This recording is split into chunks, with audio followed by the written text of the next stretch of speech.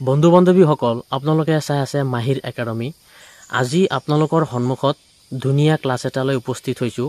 ক্লাছটোত আছে likely to B আৰু likely to have. ইয়াৰ ব্যৱহাৰকেইটা জানিব লাগিব। ইংৰাজীত কথা বতৰা পাতিবলৈ হ'লে ইয়াৰ ব্যৱহাৰকেইটা শিকিব লাগিব। প্ৰথমতে জানিব লাগিব লাইকলি টু মানে সম্ভাৱনা আছে। ষ্ট্ৰাকচাৰটো হ'ল subject plus am is are plus likely to plus verb one plus object, অৰ্থাৎ ভাৰ্বৰ প্ৰেজেণ্ট ফৰ্মটো ব্যৱহাৰ কৰিব লাগিব। যে আজি বৰষুণ হোৱাৰ সম্ভাৱনা আছে, ৰহিম এটা গাড়ী কিনাৰ সম্ভাৱনা আছে, আপুনি গুৱাহাটী যোৱাৰ সম্ভাৱনা আছে। এনেকৈ সম্ভাৱনা আছে এনেকুৱা ক্ষেত্ৰত আমি লাইকলি টু ব্যৱহাৰ কৰি কথা বতৰা পাতিব পাৰি। আজি বৰষুণ হোৱাৰ সম্ভাৱনা আছে, it is likely to rain today. আজি বৰষুণ হোৱাৰ সম্ভাৱনা আছে। ইট টু হ'ল ছাবজেক্ট, ইজ টু হ'ল ভি ভাৰ্ব, ইটৰ লগত আমি ইজ লগাইছোঁ। পিছত লাইকলি টু লিখিব লাগিব। তাৰপিছত ভাৰ্ব ওৱান ৰেইনৰ প্ৰেজেণ্ট ফৰ্মটো হ'ল ৰেইন। তাৰপিছত অবজেক্টটো হ'ল today. It is likely to rain today. এনেকৈ বাক্য সজাব লাগিব। ৰহিম এটা গাড়ী কিনাৰ সম্ভাৱনা আছে, ৰহিম ইজ লাইকলি টু বাই এ কাৰ। আপুনি গুৱাহাটী যোৱাৰ সম্ভাৱনা আছে, ইউ আৰ লাইকলি টু গ' টু গুৱাহাটী। আপুনি গুৱাহাটী যোৱাৰ সম্ভাৱনা আছে। এনেকৈ সম্ভাৱনা আছে যুক্ত ক্ষেত্ৰত বা কথা বতৰা পাতিবলৈ হ'লে সম্ভাৱনা আছে এনেকুৱা ক্ষেত্ৰত আমি লাইকলি টু ব্যৱহাৰ কৰিব পাৰি। তাৰপিছত এইটো ষ্ট্ৰাকচাৰ আৰু এক ধৰণে কৰিব পাৰি যে সম্ভাৱনা আছিল সেইটো আমি কেনেকৈ ক'ম? সম্ভাৱনা আছিল ষ্ট্ৰাকচাৰটো হ'ল ছাবজেক্ট প্লাছ ৱাজ বা অয়াৰ, মানে পাষ্ট টেন্সত গুচি যাব, ৱাজ বা অয়াৰ। তাৰপিছত আমি লাইকলি টু ব্যৱহাৰ কৰিম প্লাছ ভাৰ্ব ওৱান, ভাৰ্বৰ প্ৰেজেণ্ট ফৰ্ম ব্যৱহাৰ কৰিম। তাৰপিছত আমি অবজেক্ট ব্যৱহাৰ কৰিম। যে আজি বৰষুণ হোৱাৰ সম্ভাৱনা আছিল, it was likely to rain today. It was likely to rain today. আমি ছাবজেক্ট ইট লিখিছোঁ, তাৰপিছত ইটৰ লগত ৱাজ লগাইছোঁ, তাৰপিছত লাইকলি টু লিখিছোঁ, তাৰপিছত ৰেইন ভাৰ্বৰ প্ৰেজেণ্ট ফৰ্মটো বহাইছোঁ, অবজেক্টটো হ'ল today. It was likely to rain today. আজি বৰষুণ হোৱাৰ সম্ভাৱনা আছিল। ৰহিম এটা গাড়ী কিনাৰ সম্ভাৱনা আছিল, ৰহিম ৱাজ লাইকলি টু বাই এ কাৰ। আপুনি গুৱাহাটী যোৱাৰ সম্ভাৱনা আছিল, ইউ ৱেয়াৰ লাইকলি টু গ' টু গুৱাহাটী।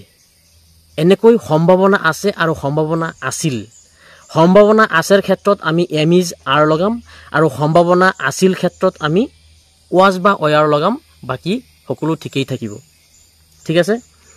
এতিয়া আহিছোঁ লাইকলি টু বি মানে হোৱাৰ সম্ভাৱনা আছে। ষ্ট্ৰাকচাৰটো হ'ল subject plus am is are plus likely to be plus object. এই ষ্ট্ৰাকচাৰ মতে বাক্যটো বনাব লাগিব। ৰাজু শকত হোৱাৰ সম্ভাৱনা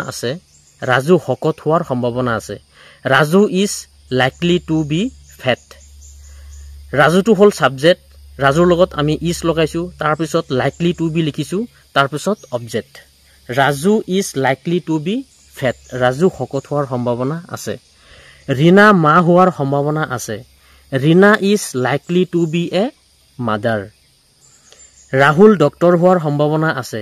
Rahul is likely to be a doctor. এনেকৈ হোৱাৰ সম্ভাৱনা আছে ক্ষেত্ৰত আমি লাইকলি টু বি ব্যৱহাৰ কৰি ইংৰাজীত কথা বতৰা পাতিব পাৰি। তাৰপিছতো আহিছোঁ লাইকলি টু হেভ মানে থকাৰ সম্ভাৱনা আছে।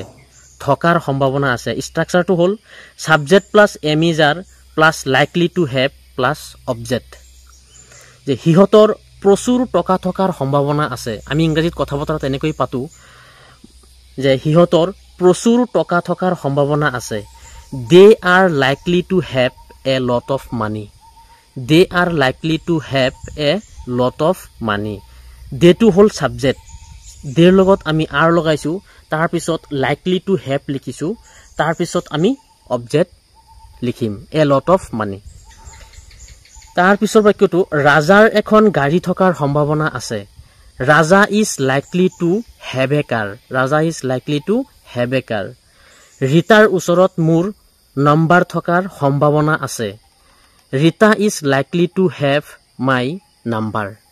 এনেকৈ থকাৰ সম্ভাৱনা আছে এনেকুৱা ক্ষেত্ৰত আমি লাইকলি টু হেভ ব্যৱহাৰ কৰি ইংৰাজীত কথা বতৰা পাতিব পাৰি।